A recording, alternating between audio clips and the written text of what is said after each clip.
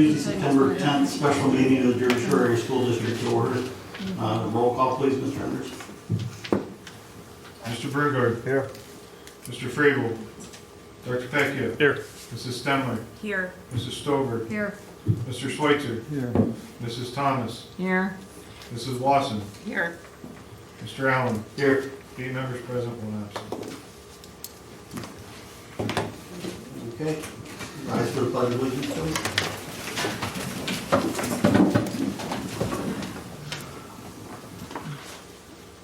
I pledge allegiance to the flag of the United States of America and to the republic for which it stands, one nation, under God, indivisible, with liberty and justice for all.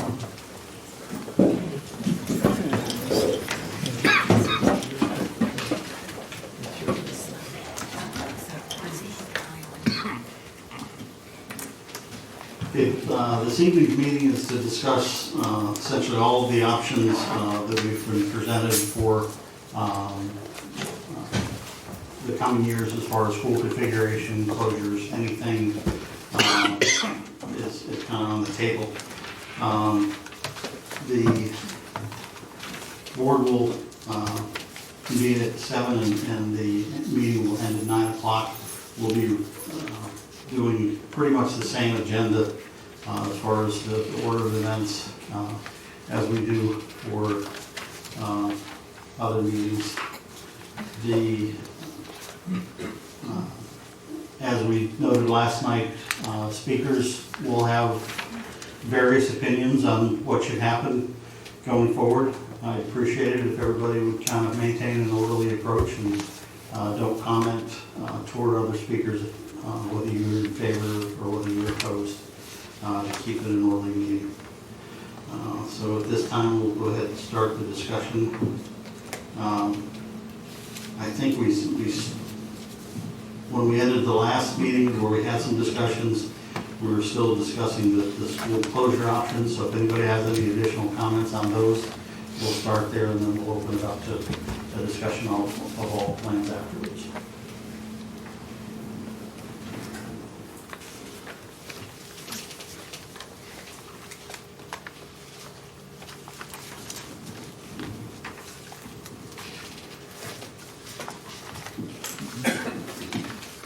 Anybody want to start with comments, suggestions, questions?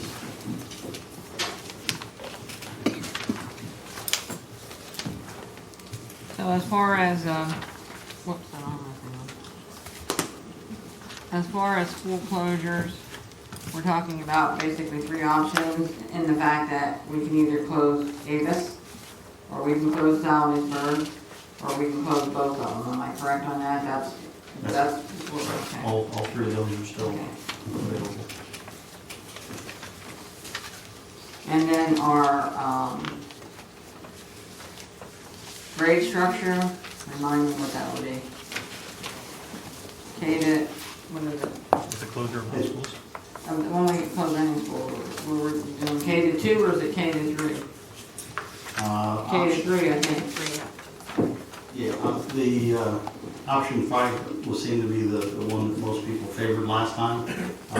You're not necessarily held to that. If you've had some second thoughts on what your recommendations would be, we didn't take a vote on what we preferred or anything. We were just kind of opining on what our thoughts were.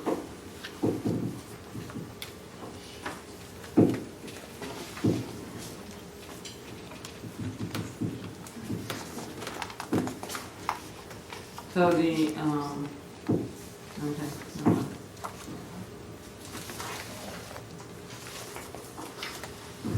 Because the grade structure has changed. Alright. So if we close both schools, that's when the grade structure changes. What would that grade structure be if both schools were closed? Karen, what did you ask? What the structure would be if both elementary schools were closed? I'd like to know. K to 3 elementary, 4 to 7 middle, 8 to 12 high school is what we have identified.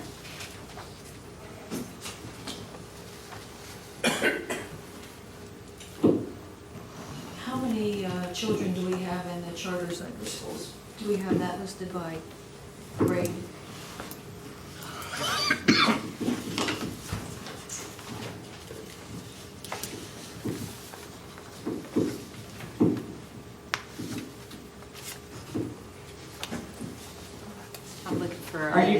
Are you just referring to the charter school, the Sugar Valley Charter No, School? Or charter- you talk Everything, everybody anything that's, outside of our own? Okay. Yeah. Cyber and brick and mortar. yeah, of what our enrollment is and all those, if we know. I don't think we can give you a current one until we check with Tori Meitzel, because last year's numbers could be different than this year's numbers. For example, I know this year's numbers are down, so I don't have exact totals for you. Can we get that in the board update? Would that be possible? We can do our best to get it in the board update this week. If not, it'll definitely be in the following week, yes. I think just to add to Karen's suggestion here, I think we discussed that previously, and I think, and again, I'm not gonna state what the number is, but I think if we brought all those kids back somehow, the charter school closed, we brought all those kids back, we would still have the capacity to take care of those kids with the numbers that we were presented with before. So I just wanted to, That's what, I yeah, that's think kind of, I that's wanted what to you're make sure getting that, at. yes, yes. Apart, yes. correct? Within the 3 schools. Within the If three you're schools. closing the outline, is that what you Within- mean, Aaron? yes. Right. Yeah, within the 3 schools. We close I'd like both to have those schools, or the numbers. charter school itself were somehow closed down, we have enough capacity to handle all those kids.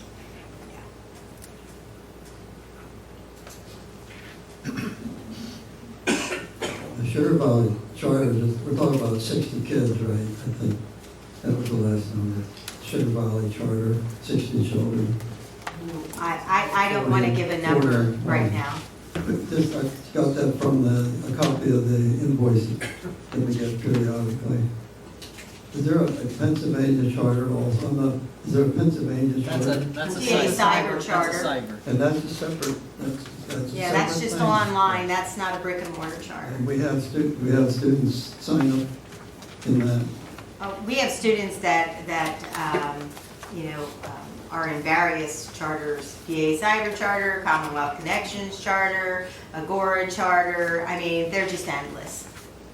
So do you have a breakdown of that? We do not currently, it's not listed on the last district enrollment, so I'll get that number to you as soon as I can. I have no idea how many students we're talking about. And I know about Sugar Valley, but all these others, I have no idea how many students we have participating in these other cyber schools. Right now, we don't know because enrollment, just started in the fall and we're not there yet. So I'll try to get Tori to get them to me by Friday. If I can't, it'll be the following Friday. I'm not talking about our in-house. I know that, but she still takes care of those We have numbers. a handle on that. I'm talking about this Pennsylvania charter and these other ones, before them that you mentioned. How many people we have, students we have involved. Yep, she takes care of all of that. She has all those numbers.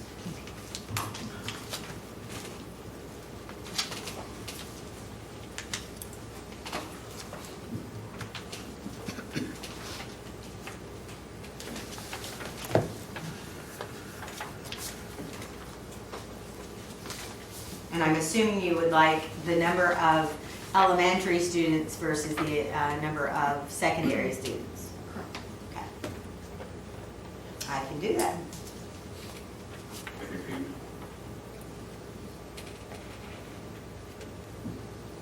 Just for my peace of mind or satisfaction, we're discussing closing 1 or 2 schools. Can we go over the pros and cons and have that discussion, what the pros and cons are, what you feel the pros and cons are for closing the schools? And have a little discussion on that.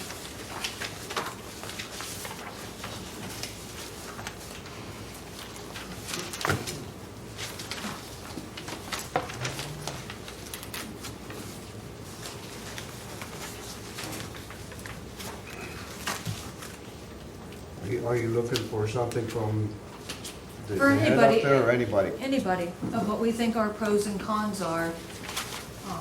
This is for a meeting for discussion, and let's discuss what we think the pros and cons are for, and anybody that wants to voice their opinion on it's fine. Correct. That's the list the committee made. when you guys. Yeah, it's in the binder. Yeah. It's in the binders. But so everybody can hear and everybody, maybe that's what the committee came up, but maybe other people have different opinions on Yeah. it. So I just like to have that open discussion if possible. The primary pros and cons that were developed by the committee, and I'll just read them off, and then if anybody wants to add to it, or You're doing this, you're doing this for, closing one school, you said, right? Yes. okay, that's what For I'm, one school and then to okay. discuss that, and if we have time to discuss for closing both schools. There were 4 primary pros.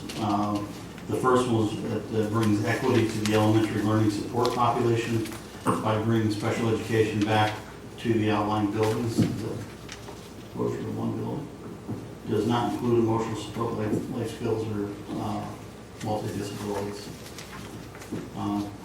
Class balance issues are improved from grades K to 5. No grade reconfiguration for the district. Recurring savings would be 1 secretary, 1 custodian. Annual costs of the building, an estimated recurring savings of $188,000 and change. The cons would be an additional special education staffing. Person needed 1 special education learning support aide, estimated cost of $44,000. A community school would be lost, and then continues the practice of itinerant faculty across the buildings, the remaining buildings. I think there's one thing, maybe the capital project savings that we would have from closing one school. Yeah, the committee didn't want to address the capital expenses because they're one-time expenses. We were focusing on the recurring expenses or savings. And that dollar amount you gave included the cost of the aides and the teacher to be hired, because that was a net savings? Right. Okay.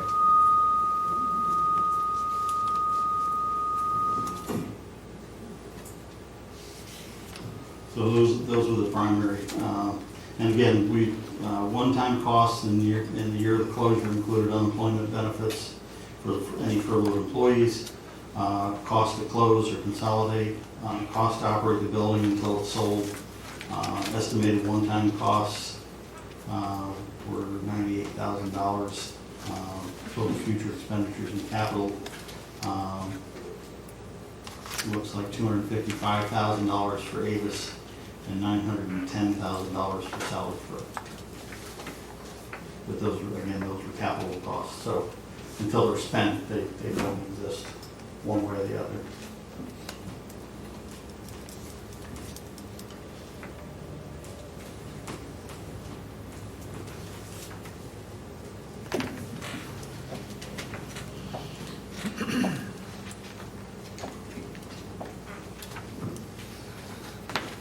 So that would be K to 5 at the remaining 2 elementary buildings would be the Church Elementary and whether it be Avis or Salisbury. 6, 7, and 8 at the middle school, and 9 through 12 at the high school. So middle school and high school will remain unchanged.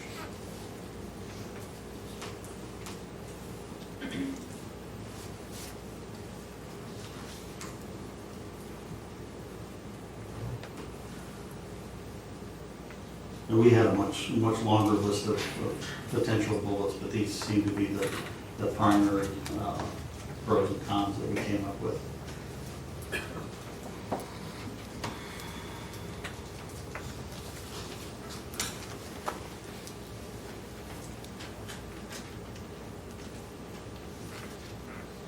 Anybody have anything else that they'd like to offer for a pro or a con?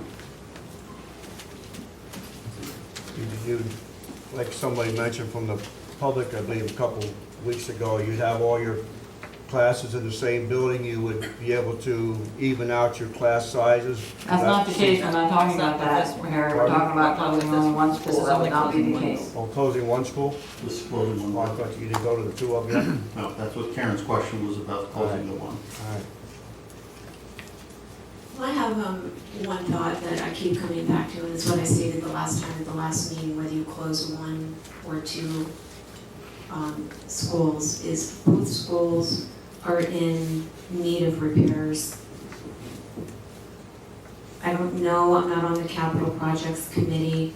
I don't know what the cost of some of what needs to be done, how soon it needs to be done.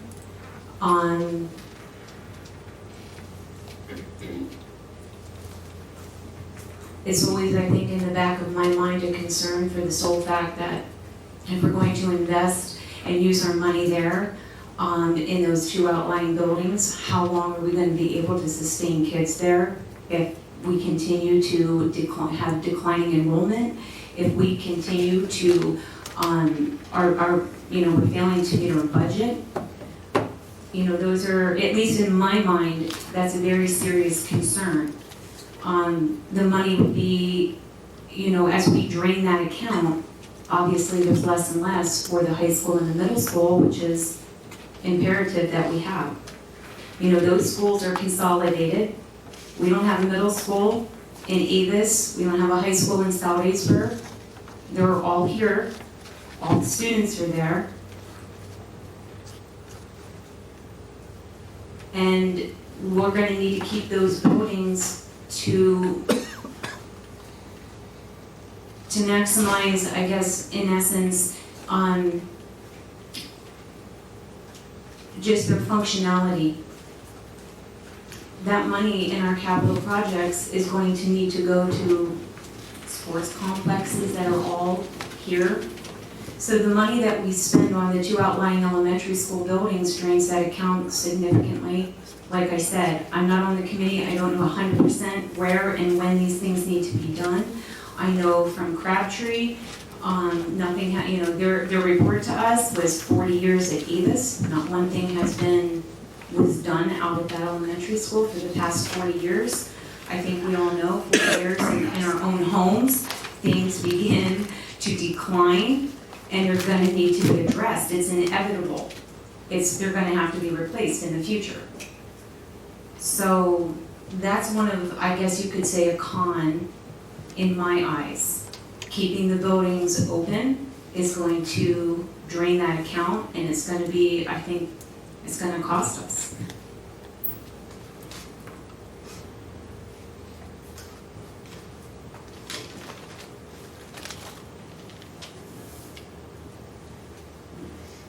I somewhat agree with what you're saying, Michelle, but it doesn't matter where the kids are, those buildings are going to cost, all buildings are going to cost us. Crabtree also said you need a major renovation at the high school within 5 to 10 years. They didn't talk about minor renovation, they said a major renovation at the high school within 5 to 10 years. The middle school and JSASD have been renovated, and Southeastburg have all been renovated. At JSASD separate. Middle school and Southeastburg were renovated around the same time. So there's always going to be costs. Always going to be costs no matter where you're at, and it doesn't mean that one is more efficient than the other. Part of that questioning is we don't know some of that. We haven't discussed some of that. We haven't looked at a real protocol. We haven't had a professional in here to tell us what that. So I have a problem making a major decision like this when we don't have, from my perspective, complete information. And you could get me to yes, but I don't see the picture yet. I'm not there, I don't see it. We don't have all the information that's needed. We don't have any projection budgets with just one school. It's either no schools closing or both schools closing. And the projections that we have are projections that are very tangible and very that we can pinpoint exactly. There's a lot of tangibles that are not here yet. And from my perspective, I think we as a district have not done our due diligence, and we have not gotten a professional in here to work with us to tell us what short term looks like, what middle term looks like, and what long term looks like. Because if in 5 to 10 years you're looking at a major renovation at the high school, well, how does that pair with our debt service? What is it that the need really is going to be? So to make decisions like this, you need to make them on completed information. the way we're looking at things now, I personally look at it as a Band-Aid. It doesn't solve the problem. If it solved the problem, you'd have me in a heartbeat. I don't see it solving the problem at this point. So where is our short-term, long-term, and midterm? Where is it that we want to see the district in 20 years? What is it that we want to see with our district in 20 years? What is it that we want to see in 10? What is it that we want to see in 5? And what is it that we want to see in 3, possibly? We haven't done that. And until that's done, I don't see how you make these type of drastic decisions when all the information isn't in front of us. And you're never going to have it exact. I understand that. It can't be. You can't be exact. Things change. Things change with the state. Things change with the law. You know, so you're not going to have it all exact. But there's a lot more out there that we should be talking about and looking at. And looking at from someone else that not just from our brains talking. Someone that this is their livelihood. This is what they do. This is what they plan. This is what they see.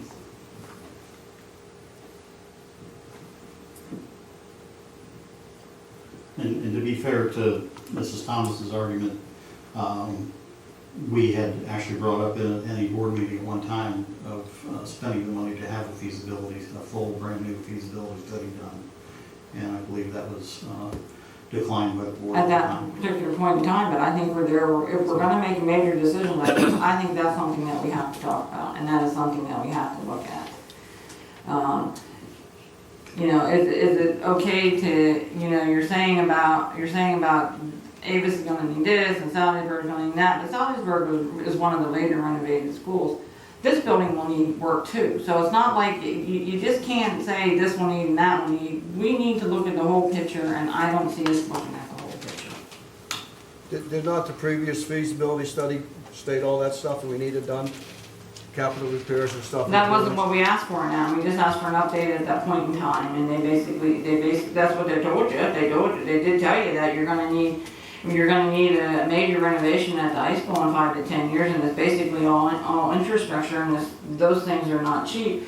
But that's what I'm saying, so we've had part of that information, but we don't, you know, if we close this and move it, is that a feasible move? We've never looked at the infrastructure. I mean, we have piece by piece for ourselves, but I'm not an architect by any way, shape, or form. I mean, I use my logic on that. But we've never planned that that's okay, so we're gonna close these schools, and in 5 years, we're gonna go to a major construction in high school. Is that where we're going? We haven't discussed that, and we don't know that. Even if you have to go to major construction in high school, it's gonna eliminate the major construction you might have in one of the elementary schools if they're closed. I mean, the high school's gonna be Did you hear here. what you said, Harry? We You may said have to. might. We're gonna have to do some construction here, retrofitting, whatever. That's what High school, middle school, and maybe the Jersey Elementary. And that's exactly what I'm foregone- saying. We don't have all foreclosure. we don't have all the information. We don't have all that information yet. We can't do You're not it gonna get today. it till it comes piecemeal. up, till it needs to be done. You don't know when something's gonna break down, Mary, when the roof is gonna go bad, a I unit. 100% agree with you, and that's what I'm saying. We don't have beyond 1 or 2. Well, I guess this goes out 4 years, but that's not correct information, totally correct or complete. I don't want to say it's not correct, because it's correct for the premises that it uses, but it's not complete information. And we have different parameters of the job that's going to cost or not cost, because we're not furloughing teachers for 2 years, so that's taken into account that we are here. So I'm just saying, we need a much broader picture. We need a more succinct picture, and we need a more picture that gives us completeness. That we should be able to sit here and say, all right, if I'm going to close these 2 schools, I know in 5 years I'm going to do a major renovation at the high school. And we're looking at, these are totally unknown figures, but let's say we throw out $20 million. Can our debt service handle it at that time? Our debt service is done in 2030. I'm sure as we get closer and closer to that debt, we don't have to wait to 2030 to have major things done. But we have to in our minds kind of have a blueprint of where we're going. That's what, and to me, that's being do justice to all of the students, the staff, and our townspeople. But that's my opinion, and you don't have to agree with me. Well, let's open up. That was very well said. Dr. Pettman. Well, I agree with Harry. Mary's argument actually supports the reason to close the outlying schools. Any occurring costs that are gonna come in the other schools, JSE, middle school, high school, and hopefully we don't have much at JSE because we just spent that money, are gonna happen whether or not we close the outlying buildings. By closing the outlying buildings, we will be saving money, and maybe it's a variable what that actual absolute dollar value is, but that lets us then focus those resources on the existing buildings that are gonna be there no matter what, unless somebody changes and closes It's gonna be these in any buildings. building, I agree with you totally, totally. Can I continue, Mrs. Thomas, please? Yeah, Okay, I so, forgot you didn't interrupt. I'm just saying I agreed with them, I don't have the question. right, so I agree, we don't know what they're gonna be. There are some rough numbers put out there in the assessment we had done. But by closing, and I've said this all along, by closing the outlying schools and focusing resources on the existing buildings, it lets us make the improvements we need to make. Whether it's gonna be a $15 million, unless what we're doing is going to alter how much we have to invest in our existing schools drastically, then it's a no-brainer that by not spending it here, you have those resources to spend here. Any and all added occurring expenses that happen out here are gonna take the resources from the high school, middle school, and JSE And this building. in this building. And again, if the committee came together and they did the assessment and we had any potential savings, we did the assessment, the best case scenario of the committee, what we talked about a month ago, was added expenditures of $100-some thousand a year by closing this building and trying to reconfigure and move this up to the high school. No matter how you look at it, whether you agree with the $944,000 number, the $990,000 number, give it 20% air, take it down to $800,000. $800,000 savings is a heck of a lot more than $100,000 expense. Like you said, if we want to talk about closing both schools and look at the savings, we didn't get to there, but if you look at option 5, there are savings in personnel. Of all the savings that comes up to, whether it's $900,000 to $1 million, whatever that range is, 3 of those positions are teachers. And right, we're not going to furlough in 2 years. We still have all the additional savings that are going to occur, and it would allow us to save money through attrition if we can't furlough over the next few years, because the teachers will be focused in one school, and you can balance the student body. Just a comment on the 2 years. I mean, this is the first year of that second year, which isn't gonna happen this year anyhow, so it's only gonna be the second year if I'm correct. 1 year. But irregardless, I understand. the furloughs, there are 3 teachers out of a $900,000 savings. Right. So even if you knock it down, and I don't know what the numbers come to be, $500,000, then you're going to save that per year, and then potentially save in the future through attrition if you don't furlough. The way that this is presented is that it basically only runs us a year behind where we are now. So if we're not looking at future, if we're not looking at the future and not looking long-term, we are gonna be right back where we are today within 4 years. And that is not where I wanna be. I wanna look at a much broader picture. I wanna have a better handle on the things. And maybe it is the fact that we end up closing schools, but this does not show us that savings continues. This does not tell us that it solves the problem. And I've said this all along, there's not going to be a silver bullet here. We got to cut expenditures with salaries, with benefits, like Mr. Schweitzer's been talking about. We got to cut expenditures on outlying buildings and focus and make better use of the resources we have. Little by little, all but put together. This is not a silver bullet. I'm not saying that. I doubt anybody up here is saying that. But it's a big chunk that is recurring. And if it's $600,000 a year, $800,000 a year, you do that for 10 years, that's $8 million. It doesn't reoccur every year, I'm sorry. If you don't have a principal salary At some point in every time, as your costs increase, it eats away at that. No, that's true. But if you did not have this, it would proportionally increase as well, Mary. It is straight math, right? And this is showing us only about a year behind, and I'm saying, I'm not ready to make that commitment when we're only looking at 5 years, 4 to 5 years out, that we're right back in the same boat. That's just where I'm at. And I'm not saying that I won't get there when I have more information. I have not closed my mind. Can you project it out 10 years? It'd be so, it'd be so You far off. have We to, you can't have do to look that. at what's not part of these projections. What's not part of these projections is we continue to get an increase from the state on a yearly basis. There hasn't been a year in the 35 years that I work, plus that I know of, that we didn't get an increase from the state. Probably 80% of the time taxes are raised. So they're going to be, so we're not looking at, and I said you cannot have an exact. I 100% agree with that. But we can have a better handle than what we have here. And again, where do we want our district to be? I haven't heard that. I haven't heard where we really want our district to go. It's that we want to just stop it now. This doesn't stop taxes increasing. The governor might stop that because there's proposals in the state, but we don't know what's gonna happen there. I think we need a bigger picture to do our own due diligence, but I don't have anything else to add. But I think to Dr. Peckia's point, if we don't start saving money now, then where we're gonna be even more in debt than we already are. I And somewhat we'll- agree with and that. We'll be back down to where we were when I got on this board. Well, that's because they didn't raise taxes for 7 years, but that's a whole other ballgame, that's a whole different scenario.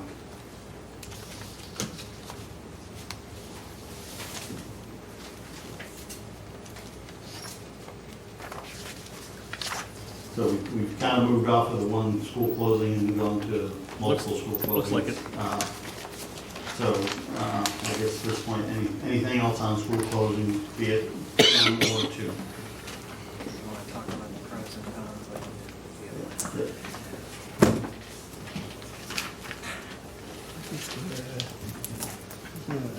I'm gonna ask you a dumb question. Why are we even talking about closing schools? What problem are we trying to solve by closing schools? It seems to me we're missing the target here. The problem is overspending in wages and benefits. So the problem is in wages and benefits and how we're allocating in that area. And Well- if their average salary, may I continue? If the average salary, if this is correct, if the average salary is $60,000 for our full-time employees and $40,000 for benefits, that's $100,000. If that's accurate, I think that might be a little bit high for this school district where we're operating 21% below the poverty level. So 3.5% pay raises for the last 4 or 5 years. We've gotten to the point where we don't have the money and we just can't afford it. So what are we going to do to correct this situation where we're overspending in wages and benefits? We've been playing with this. We've been piecemealing with this. I mean, last year we furloughed and we gave pay freezes. But that was just for 1 year. But now we're taking a really hard look at at wages and benefits, and we're looking at, maybe a 0 increase to a 0.5% increase for 4 years. That may be the way we should go to solve this overspending problem. Now look at this, have a plan, I say develop a plan, a 4-year plan of how we're going to resolve our overspending in wages and benefits. If we didn't have the overspending in wages and benefits, we wouldn't have a deficit. And if we didn't have a big deficit, $1 million deficit, if we didn't have a deficit, we wouldn't be looking for extra money. We wouldn't be even considering closing schools, I don't think. Because that's what's driving this. We're looking at schools as a source of revenue to pay for our wages and benefits. And the other thing, I talked before about this, and I brought this up. I'm chairman of the Capital Projects Committee. I've been the chairman of the Capital Projects Committee now for 4 years. So I think our committee's done a good job, and we have a good handle on the capital projects process. But policy 701 says we should have short range and long range facility planning.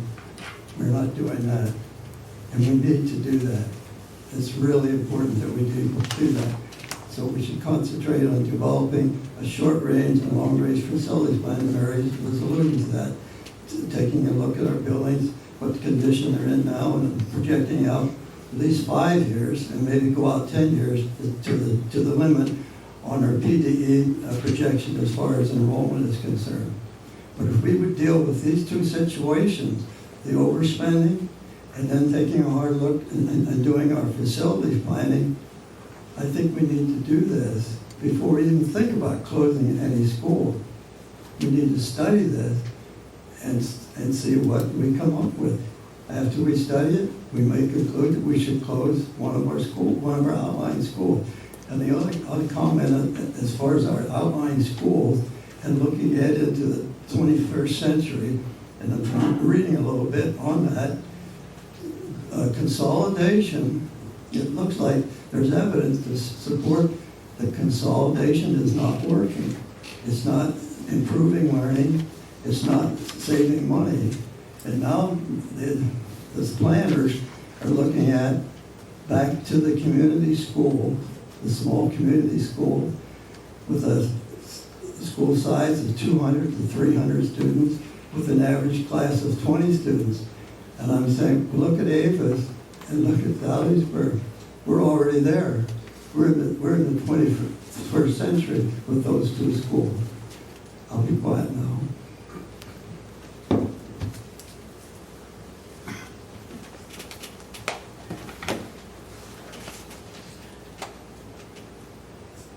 Again, I mean, I agree with you, Mr. Schweitzer, as far as the salaries, wages, and benefits. I think we've had some conversations about that.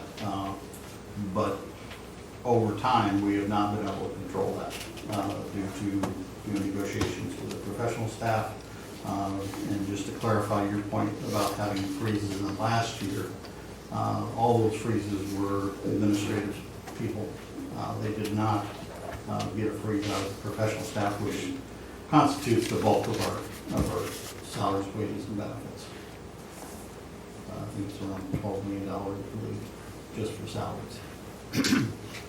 12 million in benefits and 17 million in wages. That's our payroll. That's 29 million. That's 70% of 42 million. Yep. Yeah. I'm Donald Trump, and I approve this message. I thought it was off. That's a good one. Good timing. Did you turn his phone back on? No, Uncle Don's trying to get a hold of me again. Oh, I thought it was off. But back to the revenue question, if we close schools to generate revenue, when I look at that, I see the list. If we come up with a list of staff we're going to lay off, people are going to lose their jobs. We'll come up with, what, 300,000 now on Davis and estimate 300,000 on Salisbury. Okay, the idea that this saving, I think I only can understand this as a one-time saving. How this savings will continue from now until eternity, I just cannot comprehend that. And if we believe that we're going to have reoccurring savings after every school closing, like say Nipponos, that could be factual.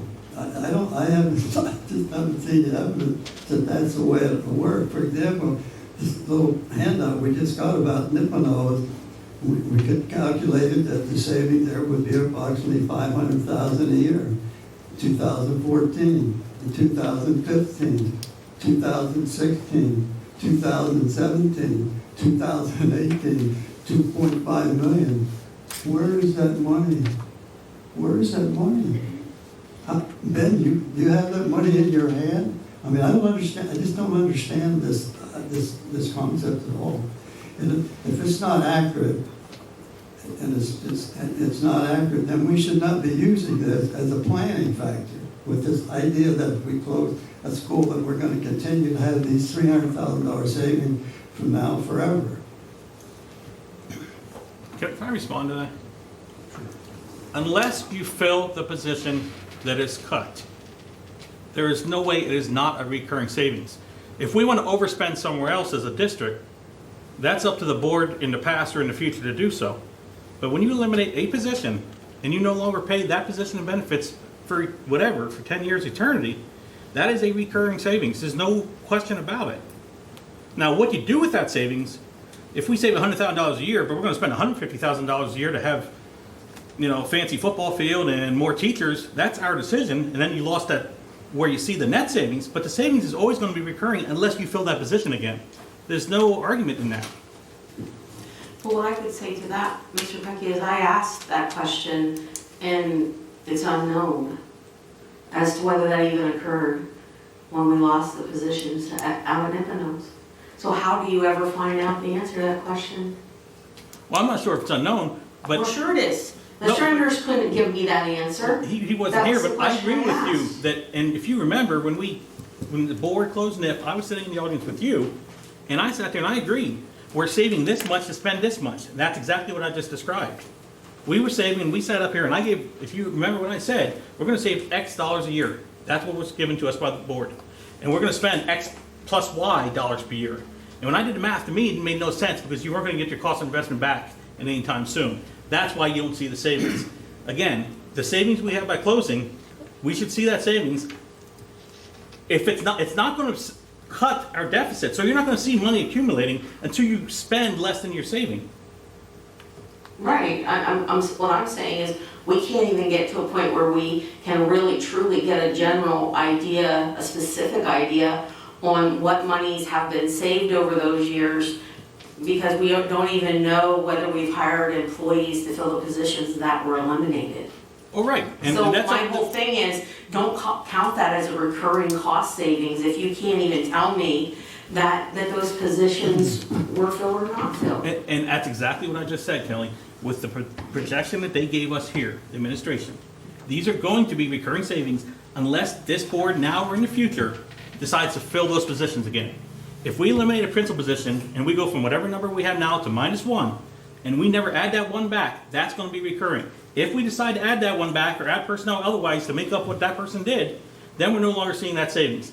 If we truly, once we reduce our staff by these numbers and don't add them back, it's a savings. If you keep track of it, Well, that's up to this board and the future board to do, administration, not the board, that's up to the administration to do. right? We already know, John, that in the comprehensive plan, that they have people being added over the next 5 years, so it nullifies it. Exactly. It doesn't nullify it. And that's what we said when we had said, why don't we focus on the students? Well, if we can cut expenditures here and say nothing gets any of the positions, secretarial, custodial there, but we can get more teachers in the classroom to expand our education program, I'm all for that. But we can't do so if we're going to keep going in the hole and overspending. Do I want to add a health program? Yes, like they said in CT. Do I want to add ag? Yeah, I'm an ag professor. But we shouldn't do so if we can't afford it.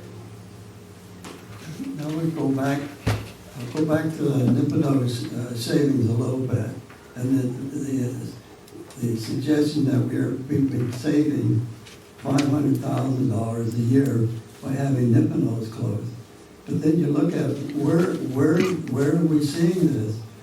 We're not seeing it. Nipponos closed, we still continue to raise taxes. We raised taxes. One of the reasons why we raised taxes is because we were giving everybody a 3.5% pay raise.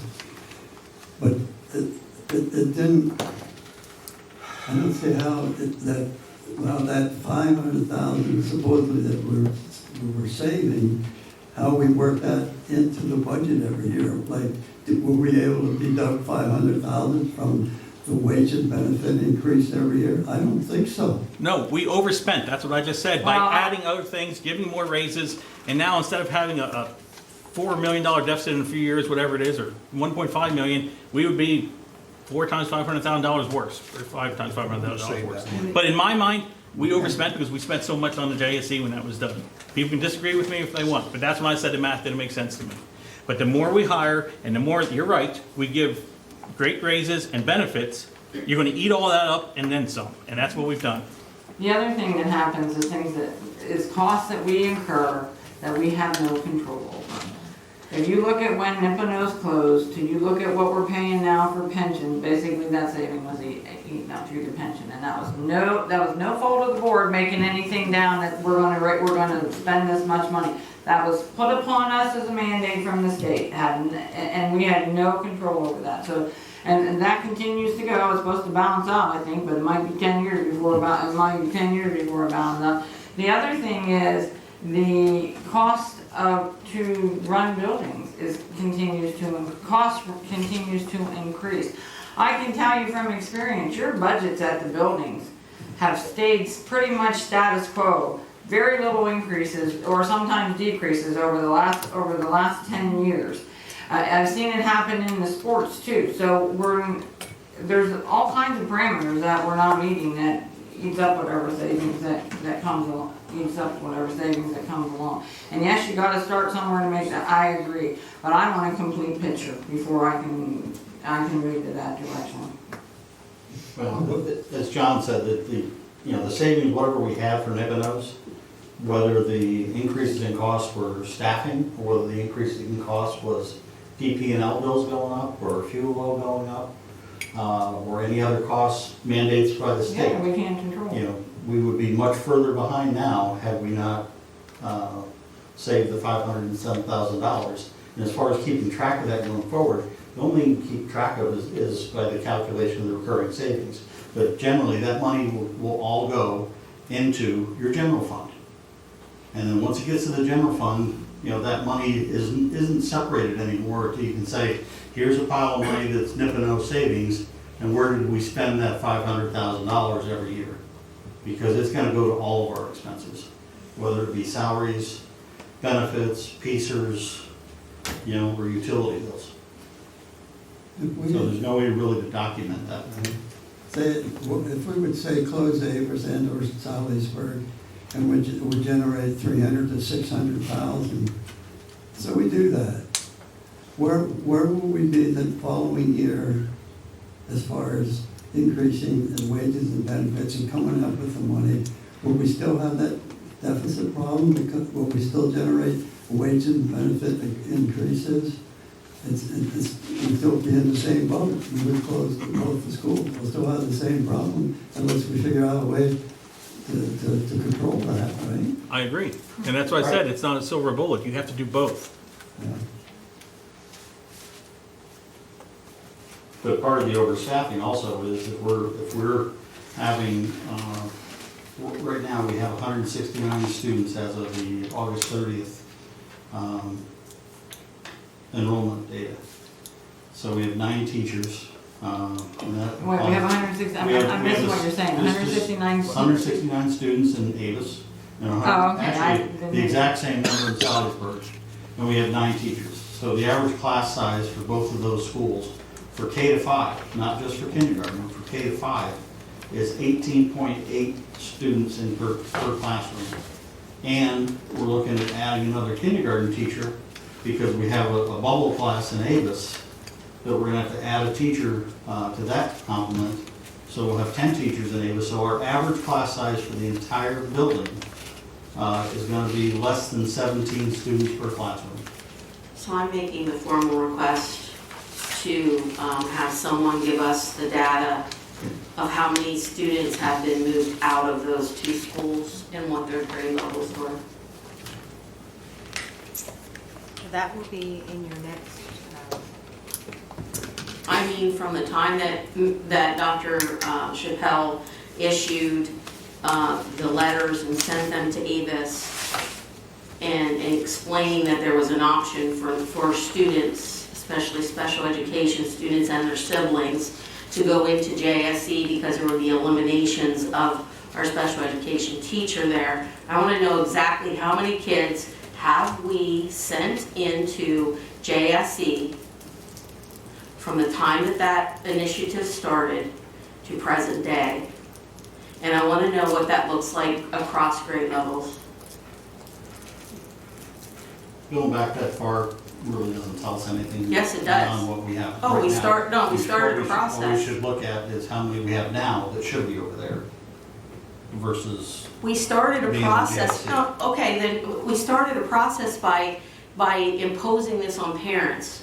Certain parents didn't even want their kids identified out there because they didn't want their kid to be sent in to Jersey Shore because they wanted them at their community school. So my whole point is siblings went in there. I don't know where those kids are at this point in their education, but that's where this whole thing started.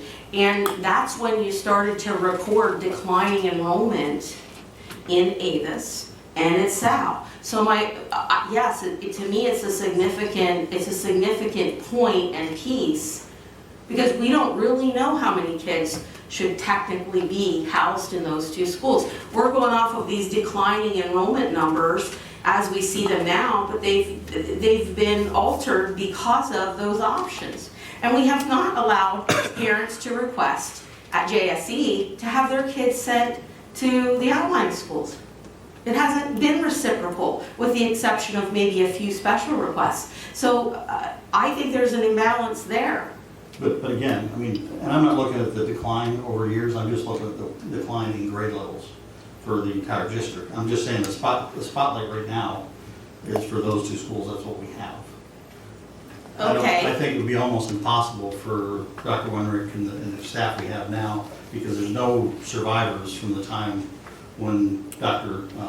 Chappelle started that process. What my point is, how far back are we mapping declining enrollment? If you're inclusive of those numbers in your formulation of declining enrollment at those elementary schools, they have to be inclusive of this, because that's where this whole mess started.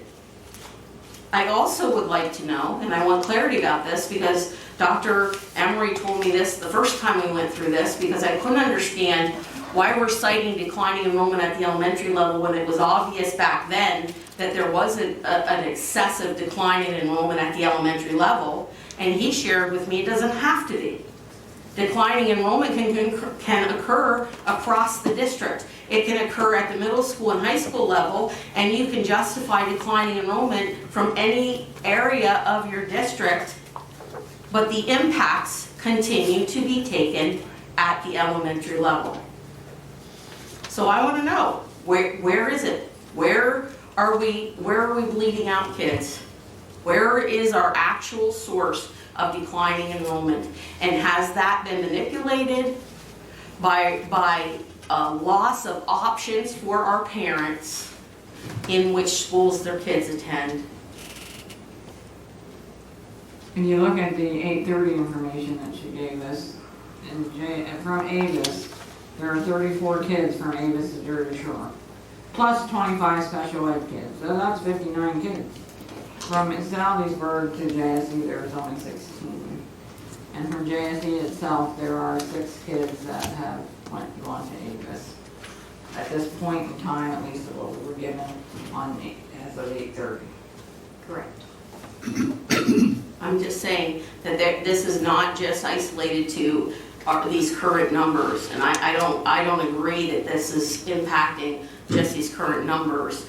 We have to look at it fairly, and if it comes out that there absolutely is legitimately declining enrollment because our community children in those areas have declined, so be it. I'm not saying that I'm trying to stall this process or I'm trying to manipulate the numbers. I'm saying that I don't think there's been a focus on that piece, and I want to see what that looks like. When Mary talks about not feeling like we have all the information, that's one of the pieces that I feel we have not looked at. I really don't feel. So that's my thing. And I think that as I've been able to reflect back on what went wrong with the NIPNOS process and what went right, I feel like the reason I'm so opposed to this idea of closure quickly is because moving our kids into a construction zone was an absolute nightmare. It was detrimental to our kids' learning. It was detrimental to our families. And some of them went and they chose other educational options. Some of them came back, some of them didn't. I just want to get it right. I want to get it right.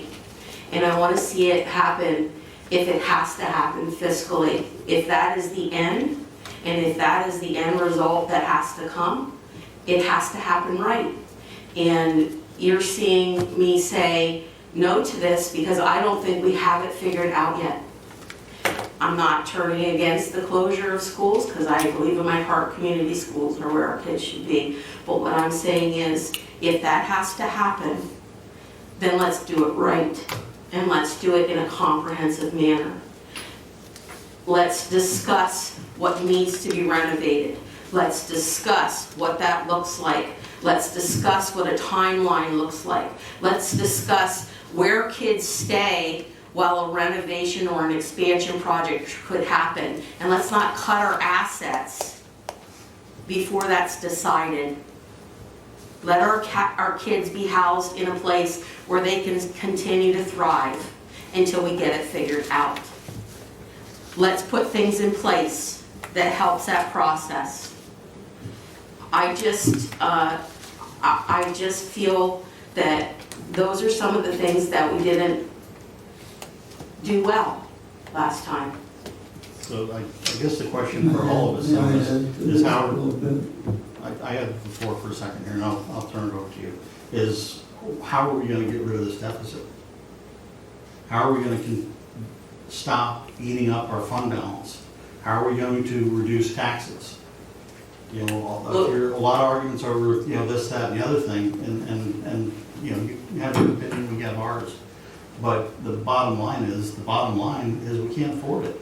I get that, but what you're saying is we'll cut all our assets and we'll just do what we can. We're being reactive. We're not being proactive here. I'm asking where that money's gonna come from. Well, I think Mrs. Thomas mentioned that there's still stuff that hasn't come in. We have no idea where Wolf's gonna be when it comes to the whole charter school piece. Oh, we're gonna laugh about it. We can't, we've tried to depend on what's gonna happen in the legislature and in the governor's office. Here's the other problem, for years Craig. now, and it never happens. And you're not listening to any other possibility. Talk about a closed mindset. No one, when we start to have these conversations, I just sat here and spilled my guts that I can see that could possibly have to be an option, and you're just throwing it back at me and saying, nope, it has to be the way we're doing it. I don't want to jump into I'm it. asking where we're gonna recover those funds. Well, we're not recovering I them don't in the see plan that we have either. It just extends the time maybe a year or two. You're kicking So, the can down the road. Until we look at the broader picture and the more whole picture, we're not doing it by doing the plan that we're talking about right now. It just puts a Band-Aid on it and moves it forward. And then what happens? Oh, well, we forget to look at it for about 4 years, and then all of a sudden it becomes a crisis again. I don't want to do that. I want to do it now. And there are probably some big hard choices that we have to make. But I'm willing to make hard choices when I have all the information that I feel that's needed to make those hard choices. And part of that is looking at a much broader picture and a much longer picture. Okay, I agree with Kelly that it was haphazard when we moved kids from Nipponos to JSASD because things weren't done right. We had kids in flux, we had construction going on, that was a mess. This has been a discussion for 2 years now about this board closure. We've had, last year was too quick. The administration went through and said, here's what it takes to move these kids under this configuration of 2 school closures. This is what it takes, this is what our labor force can handle to get it done, and this is what it's going to take to get done within the schools. There's not the major reconstruction we saw with JSC, not even close. So I'm not sure what other plans we want to look at because we've been discussing it for 2 years. Think outside the box. If I hear that one more time, I'm probably just going to walk out the door, okay? Yeah, because you don't want to think outside the box, John. No, I've been listening for any feasible solutions. We listen to Mrs. Thomas's solutions. It's not a cost savings, it's a cost expense. I'm willing to listen, but we can't, like Mr. Allen said, keep bleeding and hoping and praying and wishing that something in Harrisburg saves us. If it happens, that is great. But it hasn't yet. All that comes out of Harrisburg so far is added cost, pension, the charter school increase that we saw. Yeah, the lack of plan con. I mean, so wishful thinking is great. Thinking outside the box is great. But until we see hard and fast solutions that are actually going to save us money or raise money, which is next to impossible, and where I am on But again, John, this solution doesn't solve the problem. Doesn't even start, I mean, it might start to solve the problem, but it doesn't solve the problem. It just extends it a year or two, and we're back where we are unless we start thinking more long-term, more medium term, and we haven't done that. Right, and that's why we have to look at everything. We have to look at this, which is the expenditures we have in salaries and benefits. Benefits are out of our control when it looks at the piecers, but we have the salaries.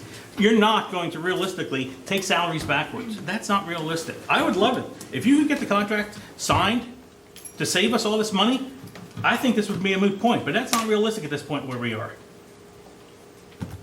And even if we had a 4-year freeze of working off the same matrix, the salary component is still gonna increase 1.4% just because of the increase through the steps of the teachers. You know, and that's the way the system is. I mean, that's the hand we're dealt, but it doesn't save us any money, even if we cut it at zero, unless we freeze everything. That everybody stays on the same step, and there's no increases. 1.4 increase is a lot better than a 5.5 increase. Being able to come up with a difference. Right. Well, just what the. I'm saying a 1.4 is probably the minimum effective increase that we could look at. Well, the other thing that I just have to say, because it just is driving me crazy, is our biggest competitor right now is our little rural charter school in the middle of a valley. And we're losing kids to that option. And, you know, that's not going to necessarily stop. There's a draw. There's a reason why people are leaving this school district and going over there. Now, there's lots of different reasons that's a possibility. But I'm saying, what if the reason is that they want their kids in a rural setting and a smaller school with smaller class sizes? I guess I just don't understand why we're not looking to the positive end of this of trying to draw kids back here. I think you're right, Kelly. And enticing them. But if you remember the PSBA update we got probably 3 weeks ago, there was a great map in there of all the school districts in Pennsylvania. And it showed what percent of their budget is going towards charter schools, if you guys remember seeing that. And we're not an anomaly. We're like everybody else. Everybody in this region is, what was it, 2.some%, 2.6, whatever our number was.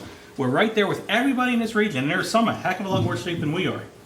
So it's not unique to our district. We're not driving them away. It's a phenomenon that's happening across the state. It's across the nation. Yeah.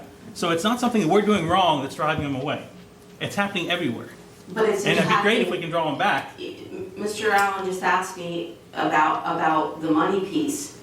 It's important for us to try to get kids back here. It is, but what I'm saying is what we're doing is not what's driving them away. And I'm sure when the school districts in this county or across the country figure out how to start drawing the cyber school kids back, this administration and this board will follow suit. And if we could take the lead, that's great. Again, that's thinking outside the box, but we don't have anything gray and white on the table how we do that. And neither do any of the other districts in the state that are facing the same problem.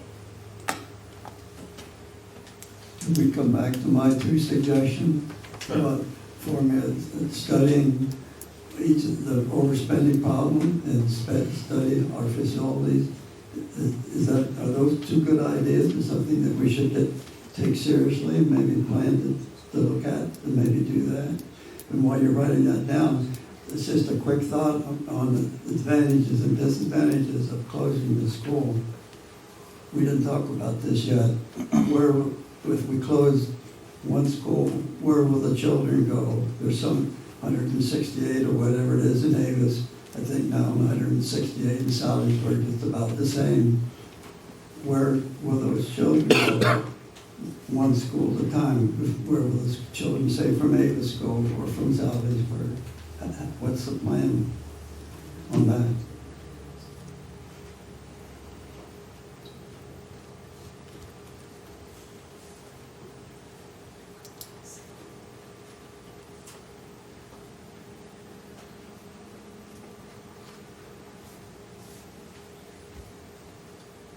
Again, I think the salaries, wages, and benefits is something we're working on Oh, in the yeah, negotiating right. committee.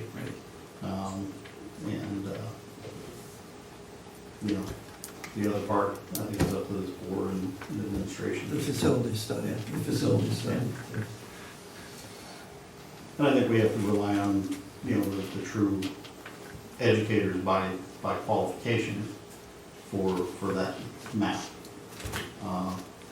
You know, What map? the map of where we need Oh, to be, okay. X number of years from now. You know, Harry is a teacher, Mrs. Thomas is a teacher, John is a professor. You know, the rest of us are just, you know, average folks up here just trying to do the best we can. Well, as far as the facility, I've been the chairman of the Capital Project Committee now for 4 years. And we've done our homework, and we've looked at the capital projects by year, evaluated them by year as a committee, that yes, we should do this, no, we don't need to do this. The superintendent formed the Building and Grounds Committee, which I thought was really an excellent idea, and it really worked out. We had the building principal, the physical plant director, the head custodian, and chairperson of the capital project. We went around, we went to all the buildings and grounds and inspected them inside and out. And when we did that, we reviewed the capital projects that were, say, scheduled for that year for this building. And we actually looked at, is it to replace a boiler? Is it to replace universe? We actually looked, at these things. And this is a good process. We have a good process day to day, year to year, as far as looking at the facilities, looking at the capital projects list, and then also the chairperson of the committee, was the director of the physical plant. We have minutes after every meeting. We have written minutes of what we found, and I had suggested maybe that these minutes should be shared with all the board members. But we have a good record of what we looked at this year and what our findings were. But overall, the overall impression that I have with our facility, we're in pretty good shape. And we have a good preventive maintenance program. We have the philosophy to take care of what we have. And by having this committee and the process, we saved the school district a lot of money, because if we would have had to go ahead and complete all the projects who are on the projects list, we would be up in the millions of dollars. By having this committee and by doing this evaluation, we haven't had to do that. I know that Avis is the youngest school in our district. It's 40 years old, but Avis hasn't had a major renovation. Okay, the architects said when we get to the 40-year point, we should take a hard look and see if we should do a major renovation. We've looked at Avis, and Avis is good for another 10 years, but we still have to keep an eye on it. I think Avis is still good for 10 years if we continue our preventative maintenance program. We don't have to look at a major renovation there within the next 10 years. And Mary talked about the Salisbury School. The Salisbury School was renovated in 2001. That's a 40-year renovation. It's 20 years, so we have another 20 years there. JSASD is good. The middle school is good. Then there is a question about the high school. I thought that the high school was completely renovated in 2001, and I just found out that it was not. There was additions and some renovations, but we're real close to, right now, aren't we, Mary? We're real close to the 40-year mark on the high school, and so that we need to really take a hard look there at the high school's capital projects. And you have a meeting And if you coming up. have any questions you want to ask me about it, I'll try to answer them. There's a meeting of the capital projects in September. What? There's a meeting of capital projects in September.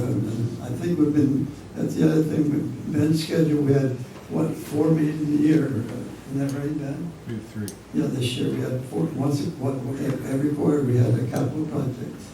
And you see the results, some of the results where we come forward with recommendations to the board that we proceed with and go out and bid certain projects and so forth and so on. Whatever it's worth.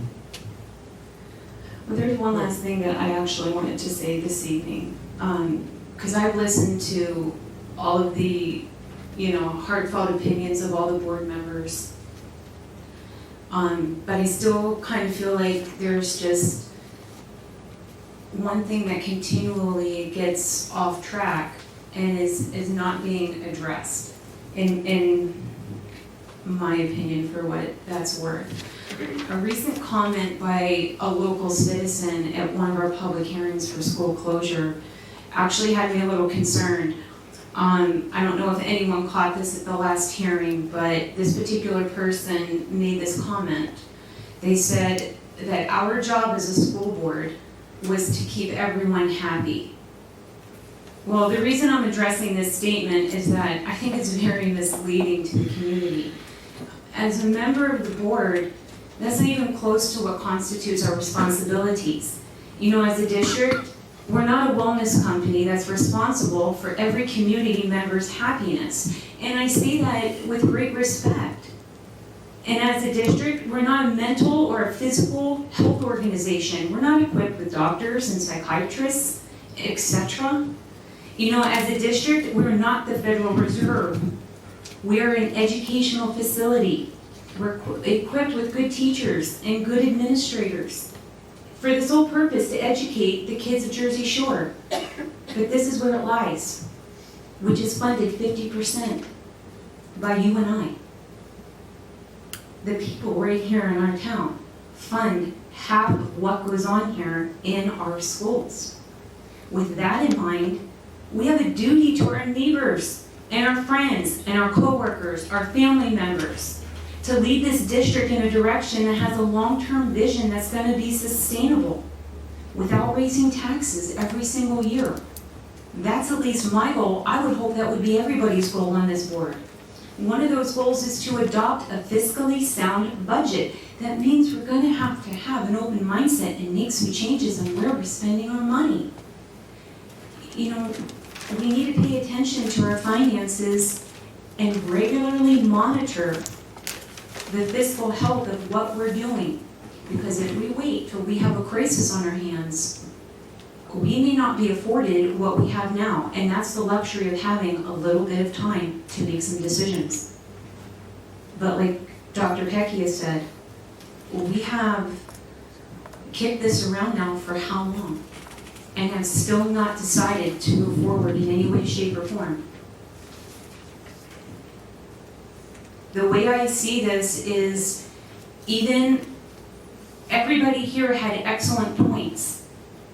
And even some of them were great ideas, even like with what you said, Mrs. Watson, maybe some parents really are looking for small outlying schools for communities. But that issue there is I still go back to, but it's only half full. It's still only half full. And if you even put a few more 100 kids out there, at what capacity are you running our buildings? And is it really, in the end, are we really being responsible with the money that our own townspeople are giving to us to fund it? We need to be looking at being more fiscally responsible, I feel, in when it comes to what we're discussing, then maybe all of these other just, you know, side issues that we seem sometimes to get sidetracked on.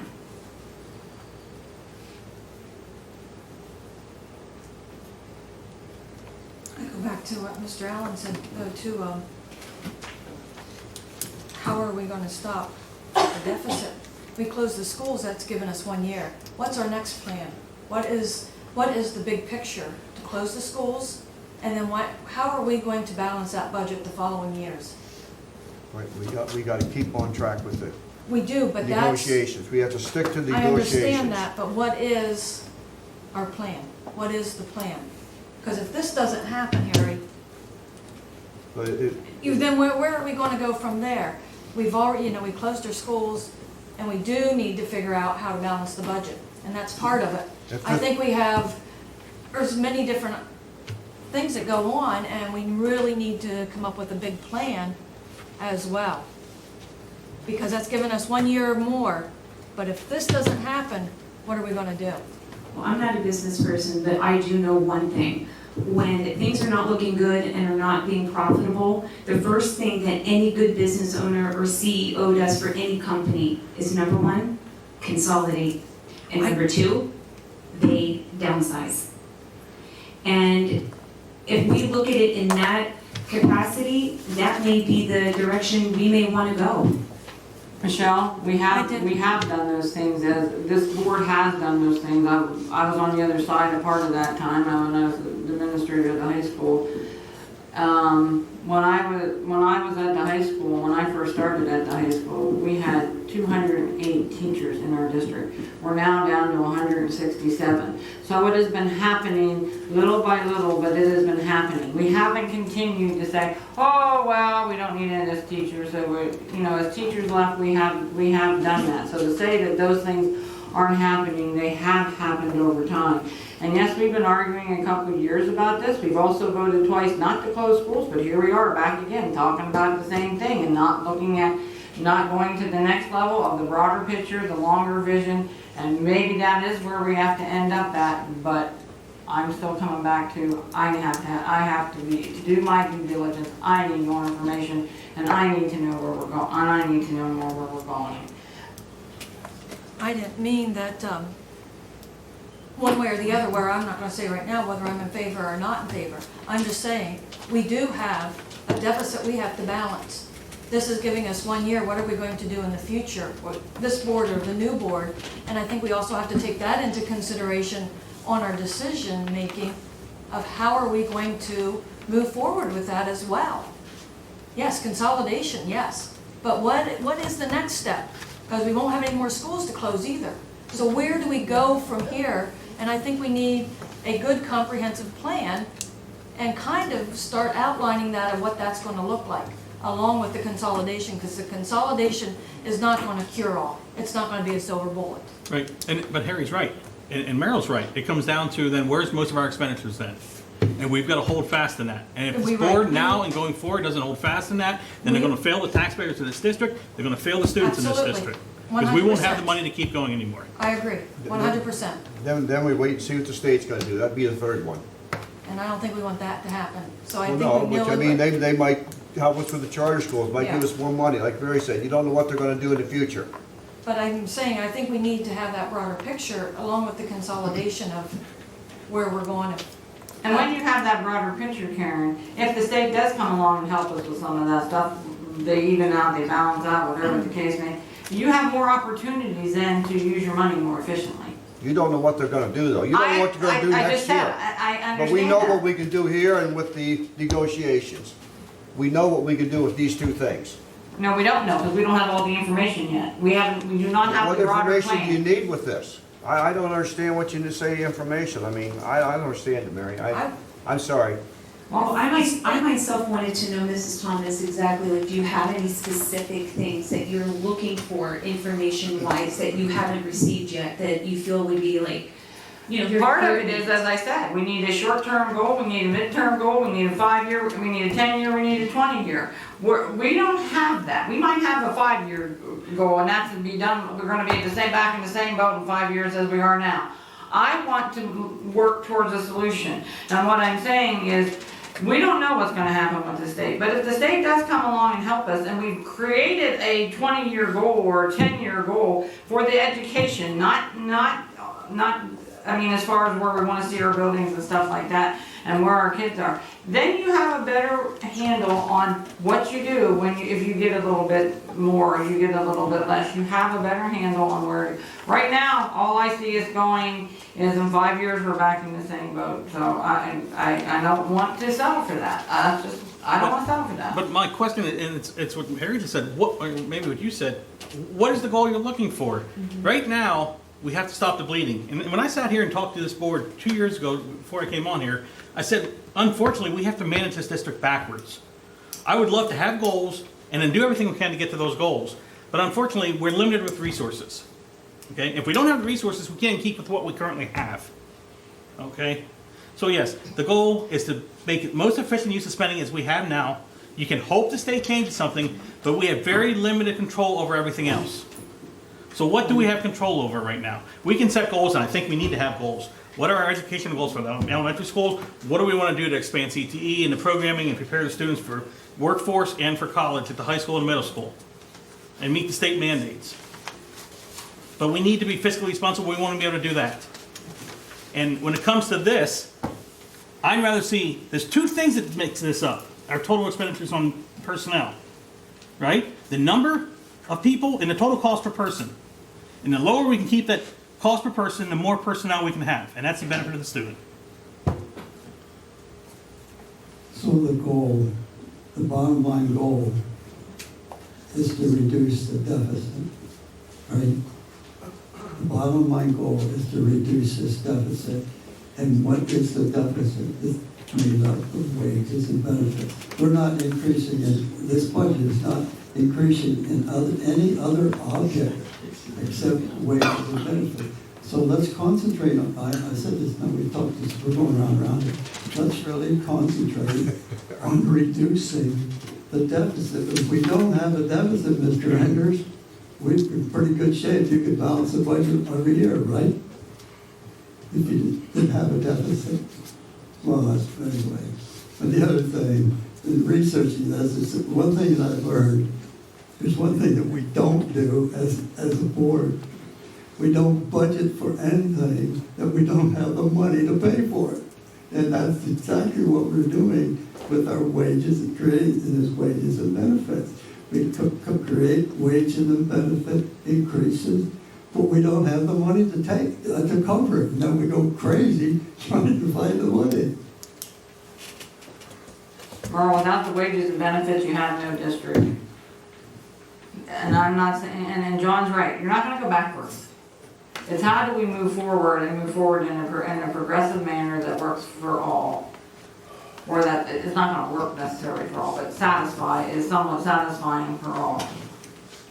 And just to add to that, the problem with wages and benefits is we are in negotiations right now, and they could go on for a year, 2 years, everything could be status quo, correct?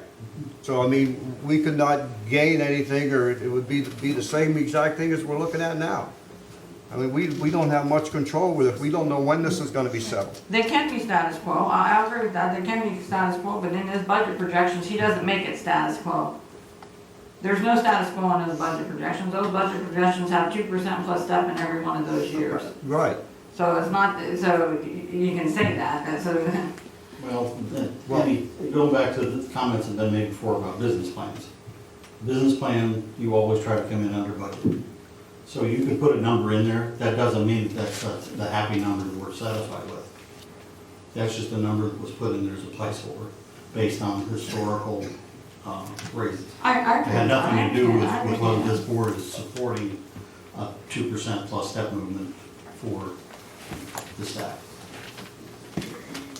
No, but we're all saying we have to cut the deficit, we have to come under. Well, technically, that might be exactly what ends up happening because we have budgeted already, even though that we have money in the budget already. So if we had budgeted Showing zero, a you deficit. think then automatically? No, I'm not saying that. What I'm saying, no, that's not what I'm saying. And what is our projection? Again, we don't have more than a 1-year projection, 2-year projection, or whatever the case may be, 4-year projection. I think we need to look more long-term. We're not going to fold in 1 year by any way, shape, or form. But if we don't get somebody professional, and we weren't ready to do it when we tried to do it before, but if we don't get somebody in here that's professional that knows the ins and outs of education building, and where they can see,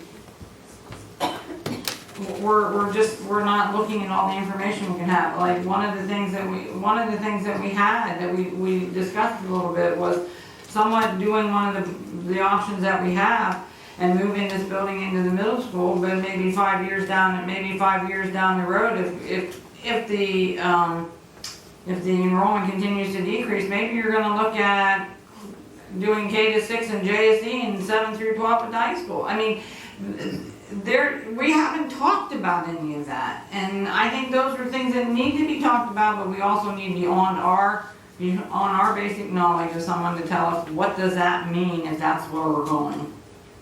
In other words, you want to hire somebody to come in and do that, do a study on that, feasibility study more or less to tell us which direction we need to go? I think that's only fair especially when you're making such a drastic change in how we're presenting education. We just did a feasibility study with Crabtree and Rollerball. We didn't It believe was an what they told update. It us. was not a feasibility study to look 10, 15 years down the road. They It told was us an the update enrollment was for going down, Mary. Nobody believes that.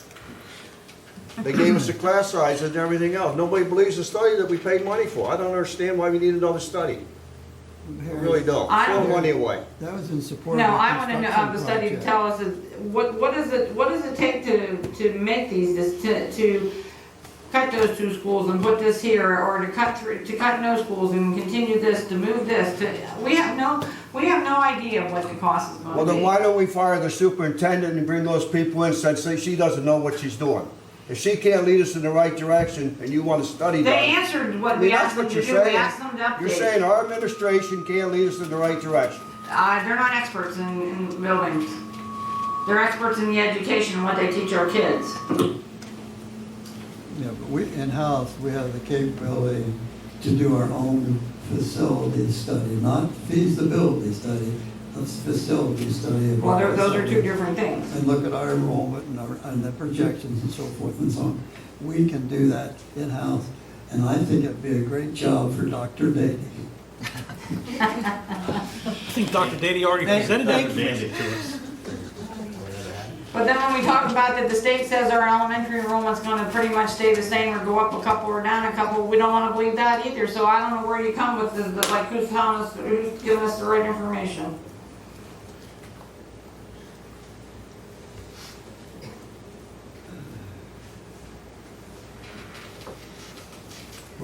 I just, one thing, and then I'll go out the door, John. If I'm looking at, and again, it's numbers, if I'm looking at with the school closure that Mr. Enders gave us here, in 4 years, we're looking at a $3.1 million deficit if we don't do anything. If we do close them, we're looking at a $3.4 million savings at the end of 4 years. That's $6.5 million difference there. We closed Nipponos. It's projected, and I think, Kelly, your questions were answered the last time. I think Mr. Enders answered every position where they went, whether we filled or where they were not, but we saved 2.7. Roughly, if we wouldn't have saved that money, look what it would have done to the deficit. Where would we be at now? Instead of being 3.2, I'm not gonna say 2.7 added on to that because we might have done some things differently along the lines. My grandkids went through the transition there.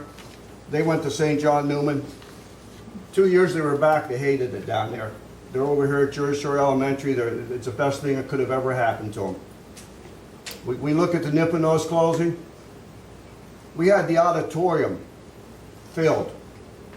Here we're closing 2 schools, talking about it. What do we have, maybe 8, 10 people here that might be in favor of not closing? Every time I go out, they say, Brungard, when you go close these schools? I'm tired of my taxes being raised. The well's dry. I don't have any more money to give you. Well, there's a I'm tired of misnomer, Harry. To say we're closing schools and they're gonna not have tax increases is not one and the same. So to say, It's when you're closing these gonna cut the schools, deficit somewhat. It's not gonna cure it, no.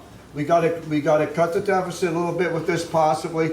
We gotta work on negotiations, and then hopefully the state might do something with charter schools. If that happens in that progression, we might be whole. We might be able to get some money back to the taxpayers. You never get your tax money back. I'd like to see it in the future, but it's almost impossible.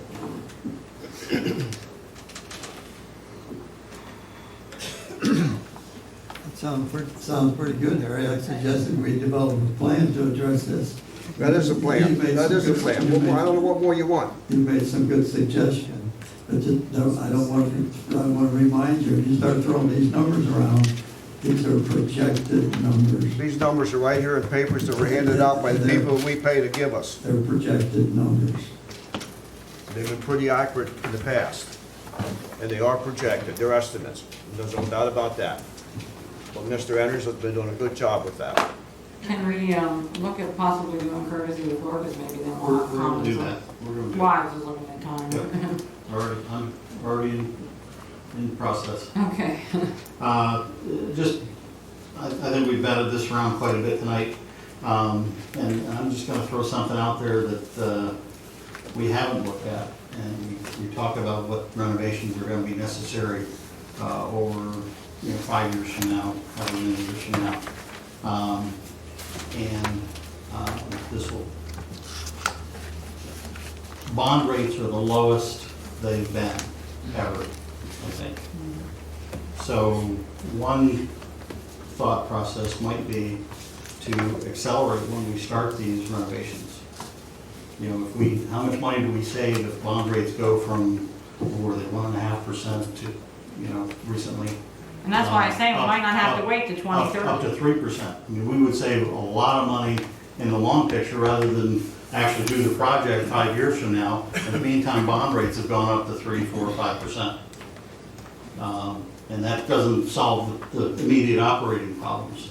But I think that's something we should also, if not this year, within the next year or so, start looking at is when is the best time. If you look at all the fast food places, we've rebuilt every Burger King that is known to man, I think, or McDonald's. I mean, all these restaurants are rebuilding themselves now Yeah, and because money's cheap. Tearing them down and rebuilding, they're not retrofitting, Right, they're tearing right. them down. Right. So the But sheets what I'm have done the saying, same thing. my point is that money's cheap right now, and in the long term, if we're looking at a 5-year, 10-year plan, you know, we may be able to save more money in bond Making the 10 or issues. 5. Yeah. But we don't have that right now. For the renovations that we know are coming down the road anyway. Again, that doesn't, I mean, that could actually increase our bond debt, of course, our payments, but it would be smaller than it could be 5 years from now. So, Well, part of the problem with the plan con, with the plan con not having money in for reimbursement, that was a big thing for the school district, where the state helped pay for the new buildings and the renovation project, but that reimbursement is not happening.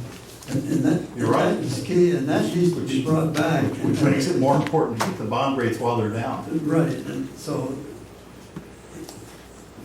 that not having that reimbursement money is a real problem as far as Exactly. moving forward with major renovations or even major constructions, because the school districts cannot do it on their own. They need to help on that.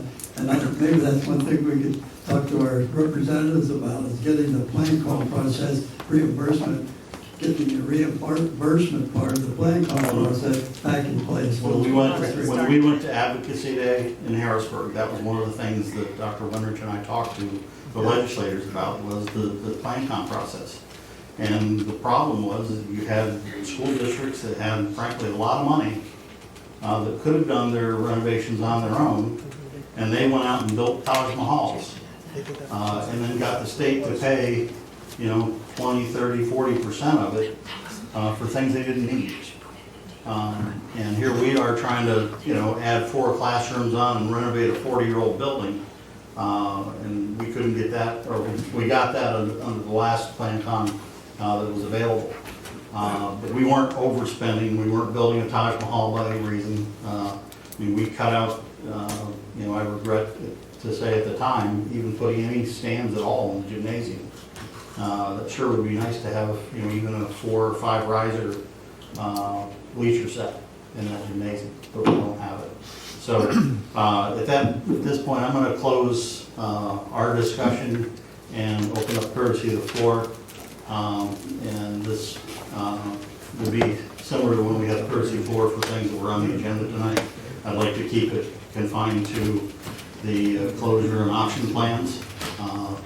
So we'll do that now, and we'll plan on concluding the meeting at 9 o'clock.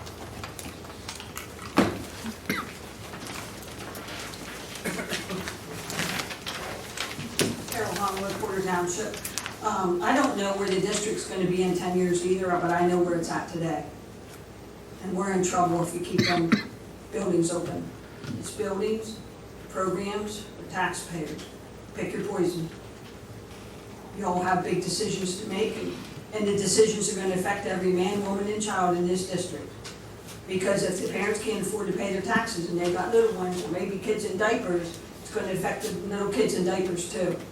It's not only just your students in school. If you pay your bills out of your savings account at home, what do you think's gonna happen? How long are you gonna stay afloat? The buildings are underutilized. It's grand to have neighborhood schools. I went to a neighborhood school a block from my house. parents bought their house because it was a block from the school. There was 8 kids in my family. It was great. They closed it years ago. Years ago. It didn't meet ADA standards. All kinds of issues. Du Bois Town School. Shasta used to have a whole ton of neighborhood schools, as did Jersey Shore. But we can't afford all this. And I would love to see the extra programs in the high school, the health program and different things to get kids started on their feet. That would be great. We can't afford that, and the buildings. You gotta decide what's the most important thing, and it is a big decision. But you gotta make it. You say, well, we need more discussion. What, 10 years, 20 years? How long are we gonna talk about it? This has been talked about, studied, discussed, fought over. The community ripped apart over it. Friends ripped apart over it. Make a decision.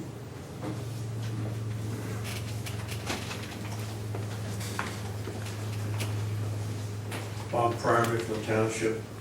You were speaking about the crisis. Well, how many have forgotten the last crisis was when the general fund was down to $5,000? So for those of you who don't think the problem, or don't know what the problem is, I'll remind you. Number one, we have a deficit that needs to come down. Or eliminate it, that'd be great, wouldn't it? Number two, we have a decreasing student population. You shouldn't be arguing that because the figures are there. Look at them, they're in black and white. Three, we have increasing feeders costs. We have no control over that. That's just 3 problems. 4, we also have the highest taxes in the county, and probably across the state as far as that goes, with a lot of other districts. 5, we're paying the highest salaries. Yes, we gotta do something about the salaries, that's part of it. That's not all of it. 6, I don't hear anybody talking about this. Security, protection for our staff and kids. In this crazy world today, it's scary. It's really scary. And I pray to God nothing ever happens in this district, but anything's possible. And by the way, they're going to build a new police station. And I'm pretty sure that's going to be built closer to the campus area we have now with the elementary, middle school, and high school. No, it's not. Wherever, it will be closer. Mr. President? Mr. Francis, Sorry. I cautioned everybody to begin with, and you're included. Okay, just Thank need you. 20 seconds. Anyway, as far as school closures, look at Nippenose. How many here knew that our school district was shipping kids from Jersey Shore Elementary, and I believe some from Avis, to Nippenose to keep the class sizes down? So Mrs. Wasson, maybe you should have that included in your I don't think study. you should be addressing me personally. Well, I'm telling you facts, because I was. No, you should not be addressing not. any of us personally. You can make a fact, but you don't need to address Forgive it. me, All- Mr. right. Allen. Please don't. We were Don't shipping single out kids board from Jersey Shore and Avis to Nippenose, so that should be a factor in any study Mr. Enders has to do. So, for any of the directors, have you spoke to your districts, to your regions, to the people, see how they feel? Or are you just on your own feelings? Anyway, to those who oppose school closures, and I'm sure there's at least 3 on the board, the taxpayers need to know how any of your optional plans will save money for the school district. Where's your figures? I want to see them. Taxpayers need to know how the optional plans will cut or eliminate the deficit. Where's your figures? Show them. Taxpayers need to know if students will be accessible to the same opportunities in the outlying elementary schools as in Jersey Shore Elementary. And at what % of the school design populations in the outlying Mr. elementary Pryor. schools would you be willing to close a school? Mr. Pryor, your 3 minutes is up. Thank you.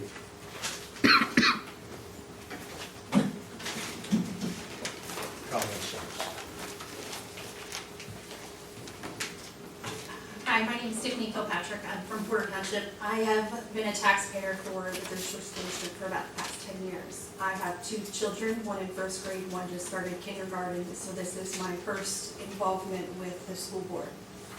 And I understand, like I listened online, but I was never active. I understand that you all have a very difficult job to do, and would not want to be in your shoes right now. However, as a parent of 2 small children who go to Jersey Shore Elementary School, I feel that it is extremely unfair that we're fighting to save community schools where the class sizes are smaller. They have more benefits than the Jersey Shore School District, the Jersey Shore Elementary School, and I don't understand why. So we're fighting to save schools that we're not filling to capacity at our expense, because, and I'm not sure where the parents are for those kids, because I went to the meetings where all the parents and people fill in and argue and complain, but I don't see anyone here all the time talking about this. I pay taxes. I know a lot of people that I listen to who argue, keep these schools open, keep these schools open. They're not paying property tax. They're not paying to keep those schools open because they want their kid to go to a small school. That's great. You have options for that. We're going to lose kids in our district and in our schools no matter what. Kids are going to go to cyber school.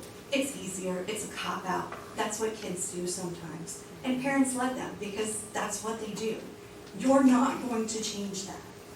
I would love to say that, you know, all kids are going to go to public school, but they're not.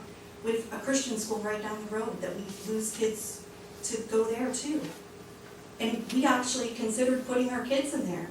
But you know what? We have a good school district. Why is it not, I don't understand why we can't, if we focus everything on 3 buildings, you're not hurting students. These students will have a better education. They will have all of their resources in one building. We're not fighting to have a special education teacher who's driving here, there, and everywhere, or any other speech or whatever. You need to make a decision. I've listened to these meetings for 2 years. This is just a big round circle that keeps going around. Make a decision. Yes, I understand you need studies, and you need this, and you need that, but what expense? How much more money are you going to spend on a study to tell you the same thing?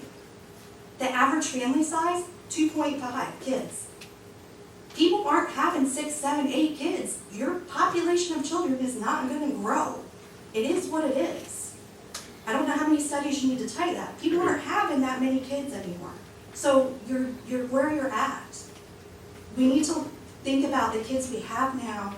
In 10 years, I understand we need a plan for 10 years, but immediately, right now, those schools, I don't understand what the big fight is. Focus on the 3 buildings and the education of our students, and then get the programs. I know you need goals. Everybody needs goals. All businesses need goals. But right now, this is something you need to do now. And you need to, quit dancing around this. You're not going to make everybody happy. You might as well do it. I know this is your first time here. You have 3 minutes and time to expire. Thank you.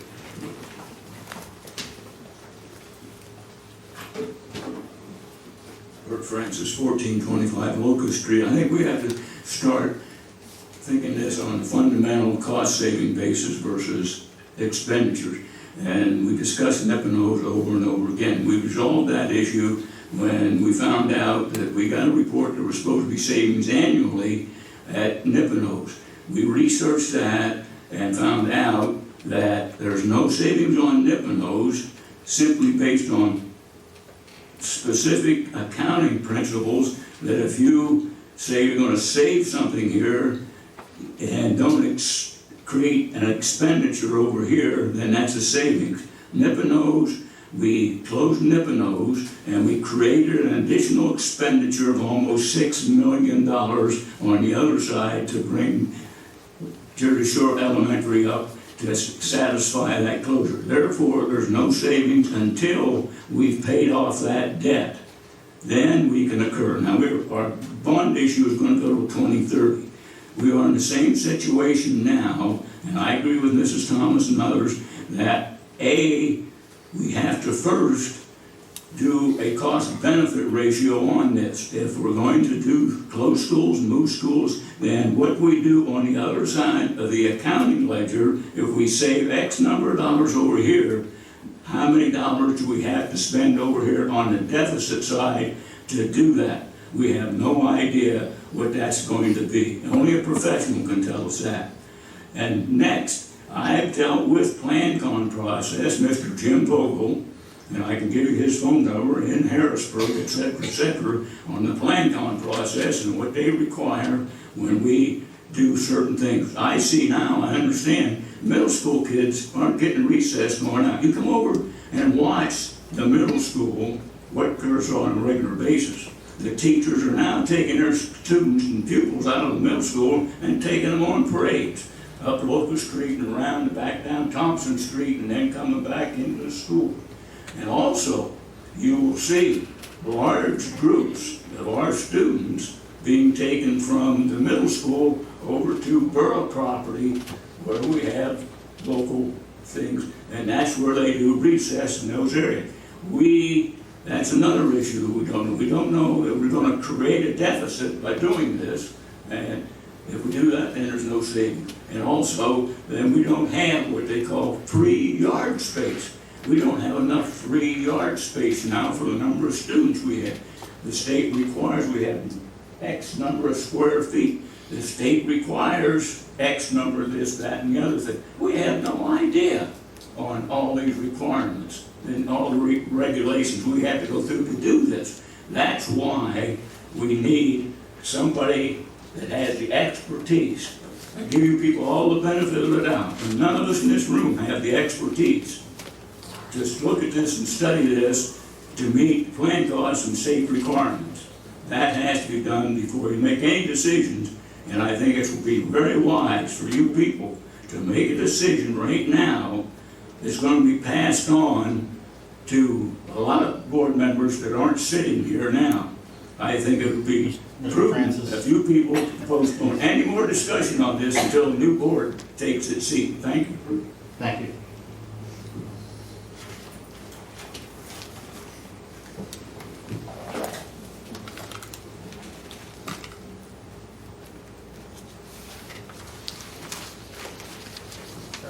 Anthony Township.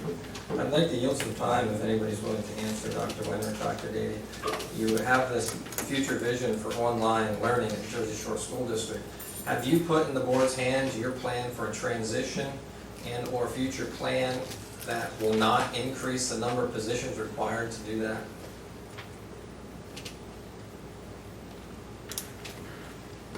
I have not, and quite honestly, we're not there.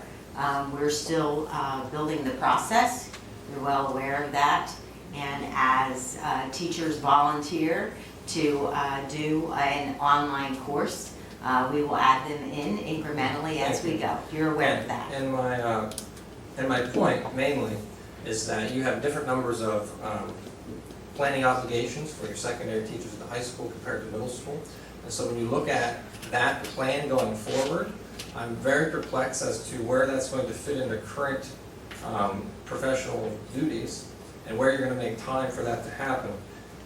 Furthermore, I think that's even more easily done if that's the direction you want to go with your secondary teachers in the same location, which means you really have to pair that with moving as many 7th to 12th grade teachers to a closer location to each other. And that's not been discussed. Because there's inequality at high school to middle school with the number of preps that they have. That means available time. It disappoints me to hear people refer to our schools like a business, because it's more than that. As Christians, we know that we should be working at personal relationships, and those things are important. And to say that that's not our job, you hold the key to the majority of hours of a student's life in a school day, in a school year, and an entire childhood. They are in your school's hands.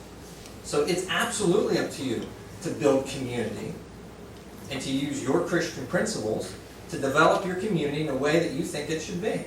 And that includes not having schools with 10 kindergartens and then 10 first grades, where they don't see last year's teacher and they don't see the kids they had in class last year and they don't see the kids on their street or on the ball teams because your school's too big. And this is a fight to save our schools, not just for Avis and Sal at Aidesburg, but for the kids at JSC, because it helps connect them better.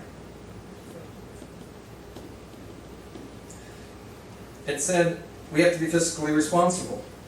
I didn't hear any discussion about a position created this year to take over the duties that teachers taught last year in the classroom at the middle school.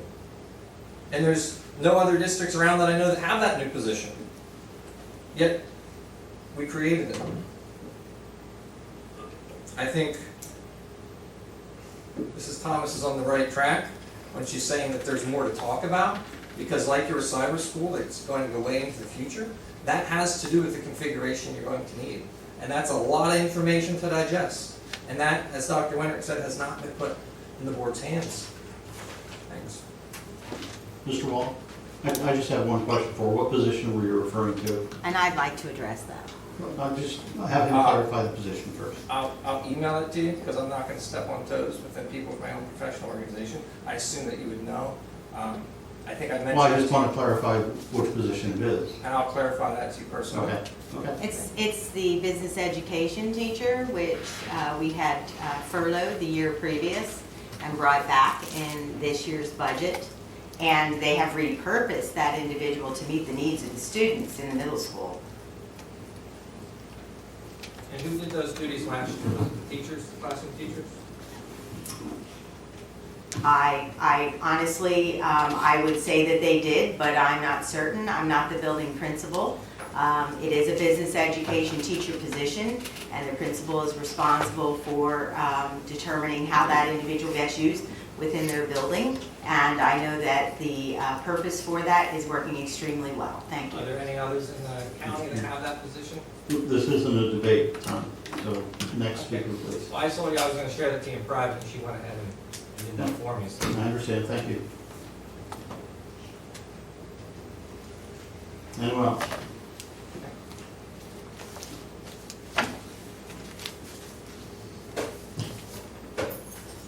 Okay, hearing no others, we'll close courtesy of the floor. And if there's no other objections, I'll go ahead and adjourn the meeting if I have a motion. So moved. Second. Second, Thank you. third. First, fifth. We can only go to 8.